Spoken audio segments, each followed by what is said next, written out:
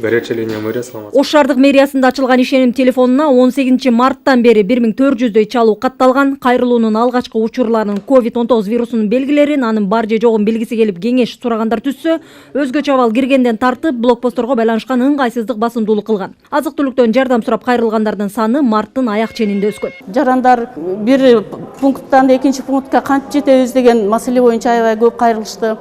Анан азык-түлүк менен канчаны камсыз кыласыздар деген аябай көп кайрылуулар түшүп атты. Жарандардын көйгөйлөрүн Ош комендатурасы жергиликтүү бийлик менен биргеликте чечүүдө. Ишеним телефонунан сырткары муктаждар үймө-үй жүргүзүлгөн текшерүүдө да аныкталууда. Натыйжада гум жардамга катталгандардын саны калаада 50 миңден ашкан. Ош шаарынын мэри Талабек Сарыбашевдин айтымында муктаждардын көптүгү ички миграцияга байланыштуу.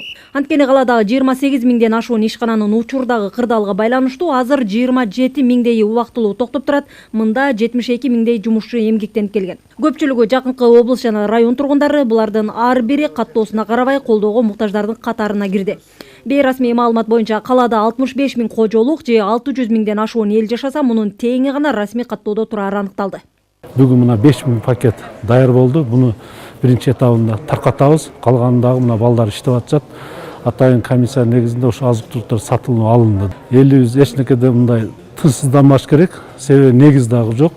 Мына азык-түлүк саткан магазиндерде, кампаларда, кичи базарларда азык-түлүк саткан магазиндер биз бардыгы сүйлөшүүлөрдү жүргүзүп атабыз. Азык-түлүктүн запасы бардыгы жетиштүү. Аймактагы өзгөчө абалдын мөөнөтүнүн узартылганына байланыштуу жардамга муктаж жарандар үчүн мамлекет 22 миллион сом каражат бөлдү. Ар бир үй бүлөгө 800 сомдон эсептелинген азык-түлүк баштыгы 27.700 үй бүлөгө берилет. Анда ун, өсүмдүк майы, кумшекер, чай, күрүч сыяктуу күнүмдүк керектелүүчү азыктар кирди. Жардам 60 миңдей киши жашаган Сулайман Тоо аймактык башкармалыгынын тургундары үчүн да каралган. Шаардын борборундагы аймактан 12-27 түндүк тутумуна турмуштук оор кырдаалга кабылган 5 миңдей үй бүлө катталган. Түндүк системасында келген жарандардын бүт баарын каттап, анан баарын кезеги менен берип атабыз. Анан жакшы жери ал жерде бир жолу алган жаран эки үй экинчи жолу алганга мындай жакшы экен да, себебинде сразу программада чыгып калат, бул алган депчи. Айкындуулук үчүн гуманитардык жардамдарды бөлүштүрүүдө атайын элдик комиссия иштөөдө. Ага укук коргоо органдарынын күч түзүмдөрүнөн жергиликтүү бийлик, эл аралык уюмдардын өкүлдөрү жана активисттер кирген. Ош шаарында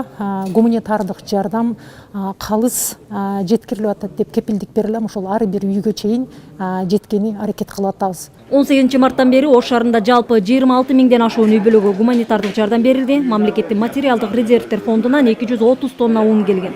Муктаждыкты жоюуда демөөрчүлөр, ишкана уюмдар көмөктөшүүдө. Бул өнөктүк аймактагы эпидемиологиялык абал жакшырганга чейин улантылат. Эң акыркы контактный адамды таап, ошолорду карантинге алмайынча биз түнү күнү уктабай иштеп, ошолорду аныкташыбыз керек.